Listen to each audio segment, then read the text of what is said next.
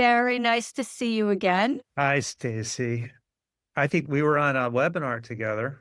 We were just a few weeks ago. Yeah. We were on a webinar called Team Collaboration Traps, and there were three that we talked about: the illusion of agreement, self-censorship, and ambiguous decision-making. And we had some questions left over that had been in the chat. And so we're Yes. going to handle some of those today. Okay. Very Here's good. the yeah, Yeah. I think people can get access to that recording they of the can. webinar if they want. Yeah. Just go to our website. Great. Okay. All right, so here's the first question.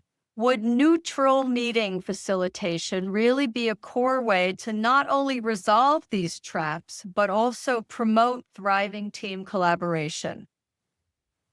The whole idea of neutral meeting facilitation is, well, it happens in meetings. But I think the bigger idea is that there's somebody that's really thinking about the process by which people are interacting and not just get right into the content. And so it really meets our needs as a human being for there to be clarity about how we're working together and what we're trying to achieve. So kind of looking at things with process eyes. So that whenever you're, working on a team, getting clear about what you're trying to achieve and having somebody manage the process by which you're achieving it totally reduces the cycle time of decision making because people hate being in meetings and they generally go off and do the work by themselves. And so just a little bit of thought into what are we trying to achieve and how are we going to go about it? Yeah, makes a big difference. I think that having a neutral facilitator is a luxury in many organizations that they don't have necessarily. Some organizations do, but most don't have a team of neutral facilitators that you can just schedule whenever you want. But I think that the idea of this that can be applied even when you are the leader or a team member is along the lines of what you just said, Barry, thinking about what are we doing here? How are we going to interact?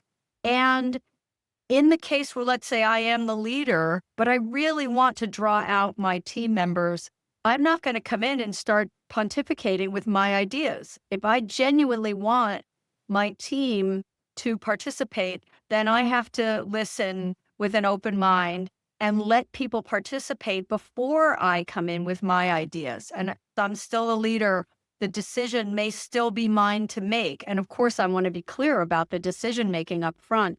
But I think even when I am not neutral, I can behave as if I am to a certain degree. And I think that is helpful. And this is what we teach in all our programs is, there's process and there's content. And most collaboration breaks down not over the content, but over the process. We spend a little time talking about the content and we can come to agreement, but we get messed up, but by how we're going to get it done. So you begin to master the process, you can cover a lot of content and get a lot of stuff done. And you can, when breakdowns occur or disagreement occur, if people are really listening to one another, you're more likely to figure out how to get to an agreement. Yeah. Okay.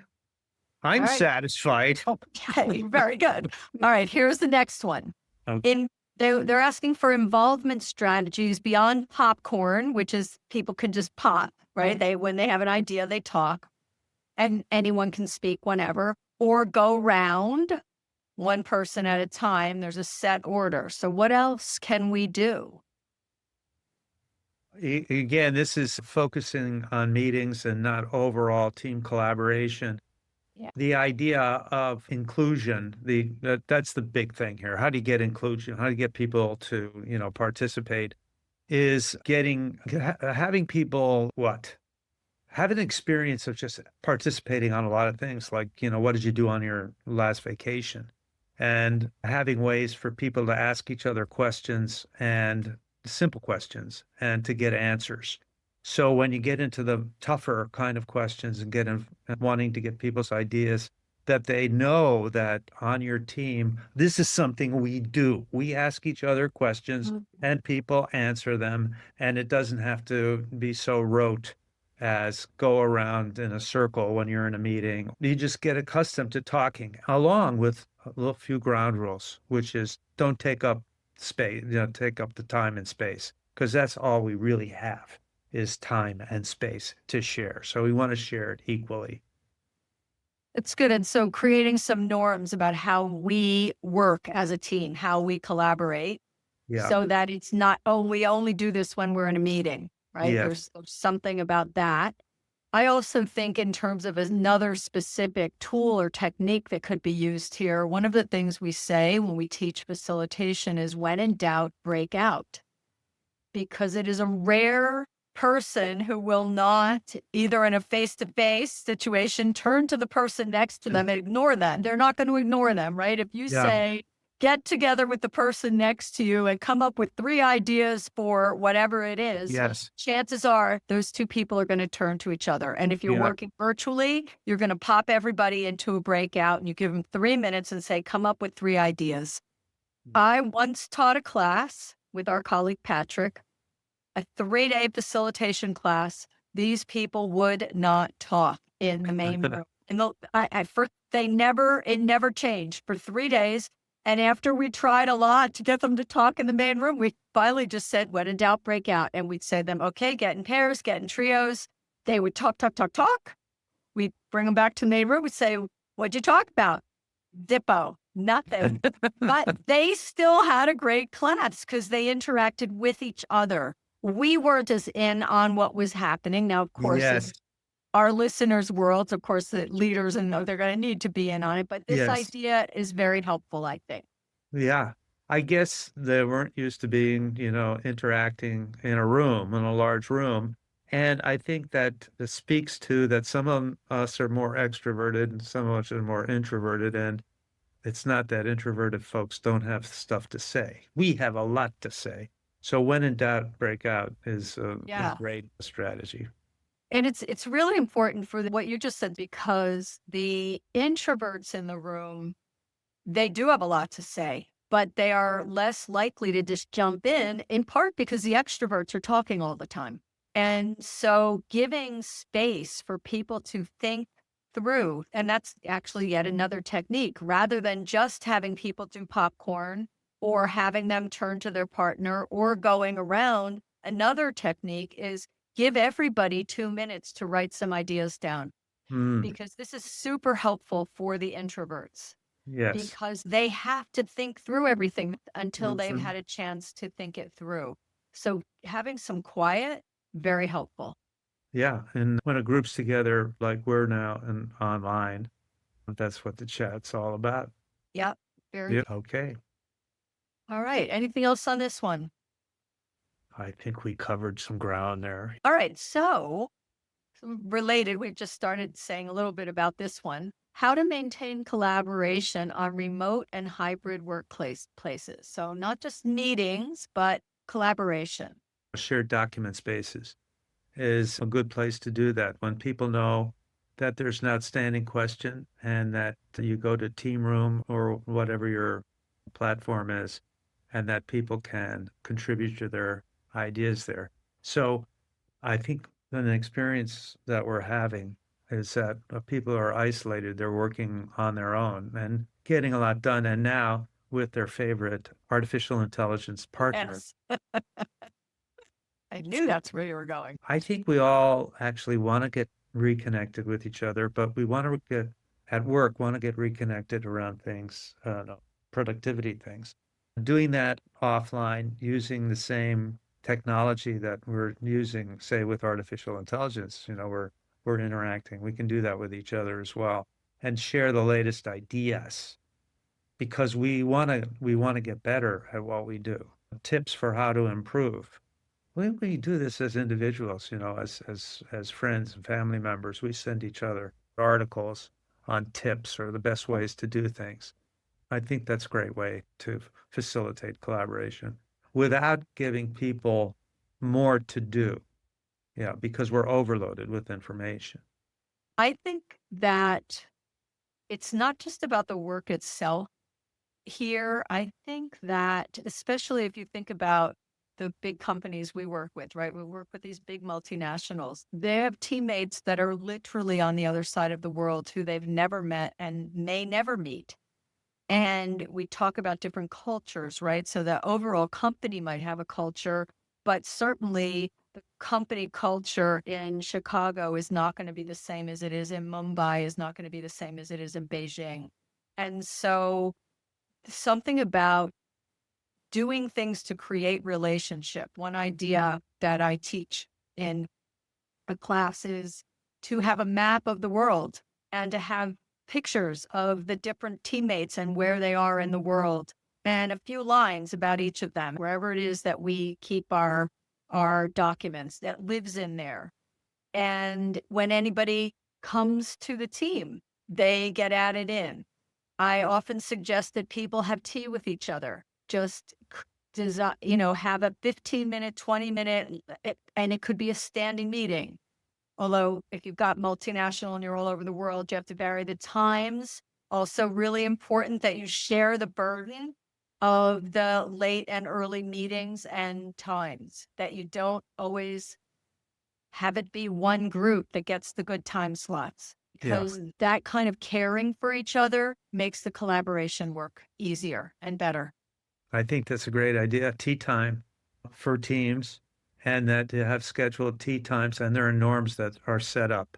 And it's again 15 to 25 minutes, and there's a routine so that people don't take over, like a theme to talk about. It could be, it just could be vacations or latest movies or whatever interesting topic there is. The relationship part, I think, is really important, because without that, collaboration gets harder.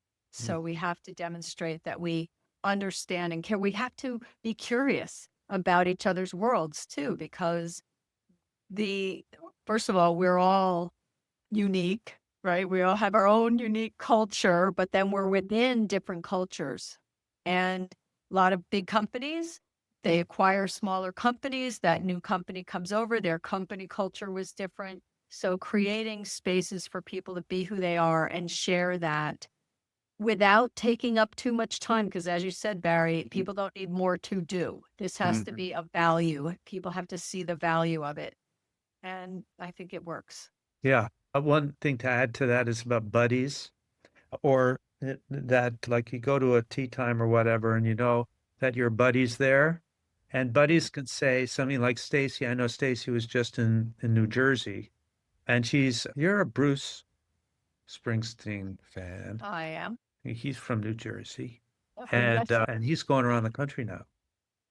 Yes, he is. You Yeah. went. I saw him. I did not. But just Wow. we're demonstrating right now. It's just is something that when you have a buddy and your buddy says something about you, and then you can follow on instead of just talking about yourself. It's so much easier to do that. So another thing for this, we're just named it tea time for your team, is, that you have a buddy that you're going to team up with or partner with to talk about stuff. And it's interesting too. There's a little plot going on with me and Stacy here as you're listening to this. Huh? We're both, by the way, from New Jersey. Yeah. Yeah. Back in the day, not anymore. All right, here's another one. How to keep people energized and engaged in meetings? We're back to the meeting, and there are certain things that we just said now, or the principles apply in a meeting about giving people a chance to write things down, or not calling people by name. By the way, is really freak out for folks unless you set that expectation up front. But having people write things in chat or put out a whiteboard and have people write things on the whiteboard and then follow up by asking a question. Again, someone has to manage the process. Always. Yeah. Yeah. So I want to make the distinction between energized and engaged in face-to-face versus virtual or hybrid. Yeah. Because if I'm standing up in front of you live in a room, that is generally easier to keep engagement. Why? Because if you're sitting there doing this, that's very obvious. Whereas here, you could mute your video or you can look like you're engaged. I've done it. And I'm down here texting on my phone, but I'm making eye contact and I'm back and forth, right? So the skills are different. The tools that you'll use are different. So one thing is learn everything you can about whichever platform you're using. For sure, you want to use the chat. You want to, if you need people to agree or disagree, or you want to know for sure that they are listening, whatever it is, have them do the green check or the raised hand icon because those persist. All of those other reactions go away. They briefly flash on the person's video tile and then it goes. So, and they're fine to use those too, obviously. Like when people interact by sending hearts or those, what is it, confetti things, that's the reactions are great, but you have to think about what's your strategy? What are you doing here? Sometimes I will ask an open question and I'll ask everybody to type in chat. And then I'm reading the chat to see what's interesting, what's unusual. And then I'll say, hey, Barry, you said XYZ. Say a little more about that.